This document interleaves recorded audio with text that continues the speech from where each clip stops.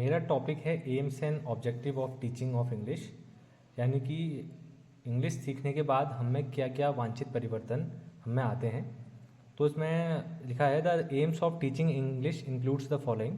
पहला पॉइंट है developing communication skills, enabling learners to read, write, speak and listen effectively in English.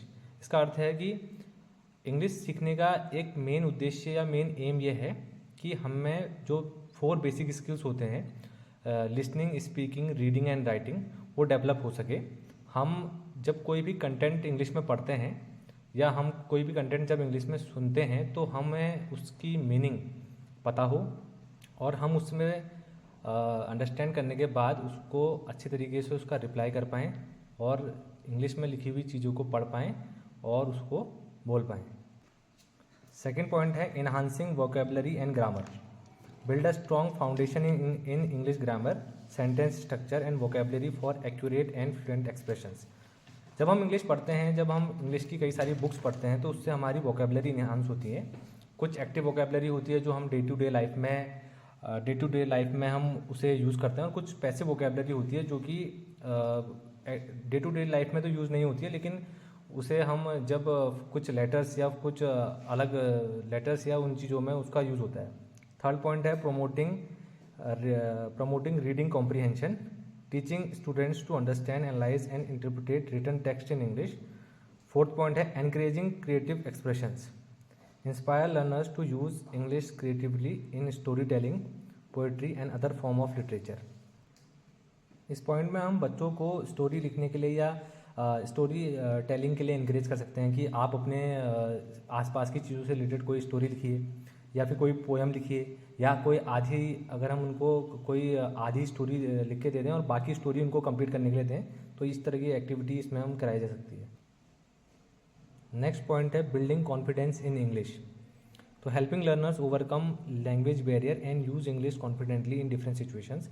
इसके अंतर्गत जो एक एम इंग्लिश लैंग्वेज का ये होता है कि एक ऐसा माहौल बनाना, एक ऐसा इन्वायरमेंट क्रिएट करना जहाँ पर बच्चे को कन्वर्सेशन के लिए ना, इंग्लिश को बोलने के लिए एक ऐसा इन्वायरमेंट बनाना जहाँ पर बच्चा खुद सहज रूप से, यानी वो कॉन्फिडेंट हो पाए कि उसे इंग्लिश सीखनी है।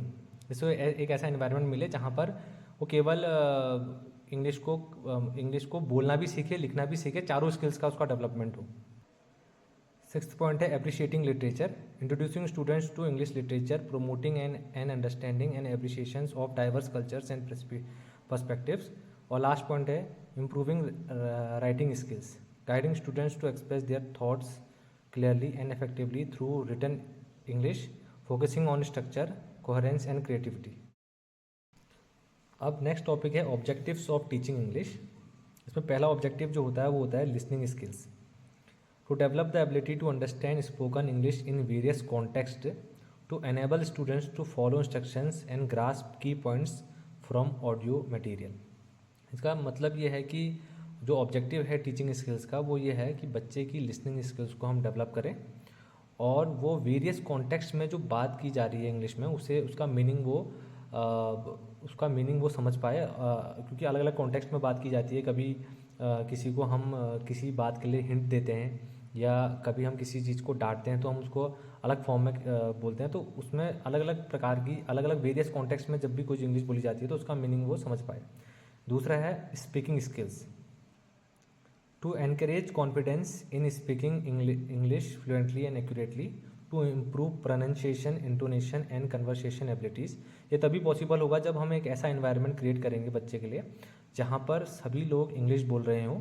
तो इससे बच्चे को, एक तो जब हम इंग्लिश ऐसा इन्वायरमेंट क्रिएट होगा तो बच्चे का कॉन्फिडेंस बिल्डअप होगा बोलने में, तो और उसका साथ साथ प्रोनाउंसिएशन भी इम्प्रूव होगा, और इंटोनेशन, जो उतार चढ़ाव होते हैं कई सारे वर्ड्स को बोलने के लिए, कहीं पर हम हाई स्पीच में बोलते हैं, कहीं लो स्पीच में, वो भी उसके अंदर डेवलप होगा। थर्ड पॉइंट है reading skills, to develop comprehension skills and ability to interpret written text, to familiarise students with diverse genres including fictions, non fictions and academic material.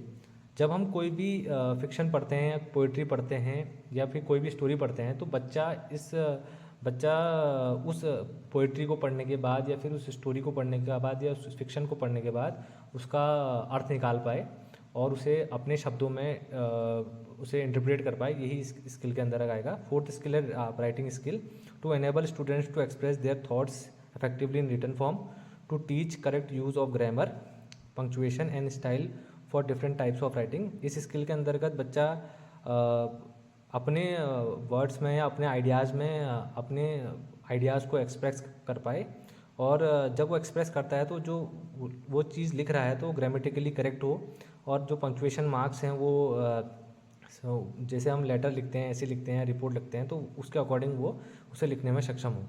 पांचवा है cultural awareness, to introduce students to English speaking culture and traditions to foster cross cultural understanding.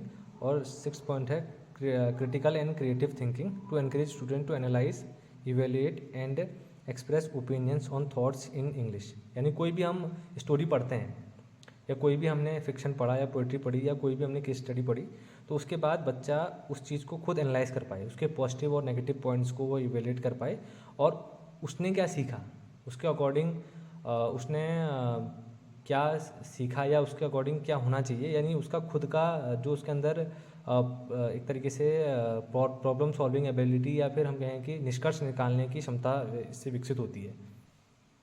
अब हम देखते हैं benefits of teaching English in daily life. First option है better career opportunity, English proficiency is a key requirement in many jobs industries. हमें पता है कि जो इंग्लिश लैंग्वेज है वो आज के टाइम पे बहुत इंपॉर्टेंट है, और कई सारी जो हम देखते हैं प्राइवेट जॉब्स हैं या फिर मल्टीनेशनल कंपनीज़ में जो जॉब होती है उसमें इंग्लिश एक बेसिक नीड के रूप में ज़रूरी है। दूसरा है access of information, most books, research papers and online resources are in English.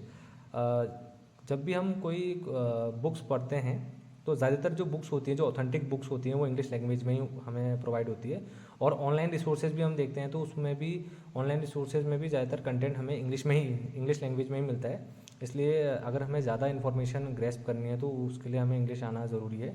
Third point है improve social interactions, enable conversation with people from different linguistic background.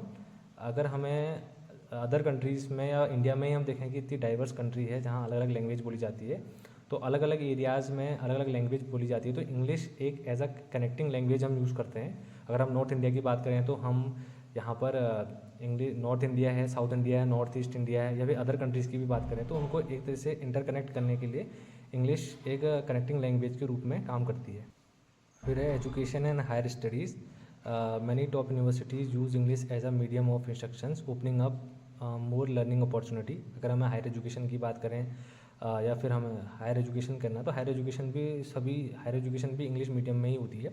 Fifth है technology and internet, a significant portion of websites, software and digital content is in English, making it essential for tech savvy individuals. तो जो भी हम software use करते हैं या Microsoft use करते हैं, कंप्यूटर में जो भी चीज़ें हम सॉफ्टवेयर यूज़ करते हैं या वेबसाइट्स यूज़ करते हैं वो सभी इंग्लिश में होती है, तो इसलिए वो भी इंपॉर्टेंट है। लास्ट है cultural exchange, understanding English helps in enjoying global media including movies, music, literature in their original forms. तो अगर हमें इंग्लिश आती है तो हम जो इंटरनेशनल न्यूज़ हैं उनको ईजिली ग्रैस्प कर सकते हैं। म्यूज़िक है, लिटरेचर है ना, जो अदर कंट्रीज़ का जो लिटरेचर है उसे ईजिली हम ग्रैस्प कर पाएंगे, उनकी हिस्ट्री को पढ़ पाएंगे।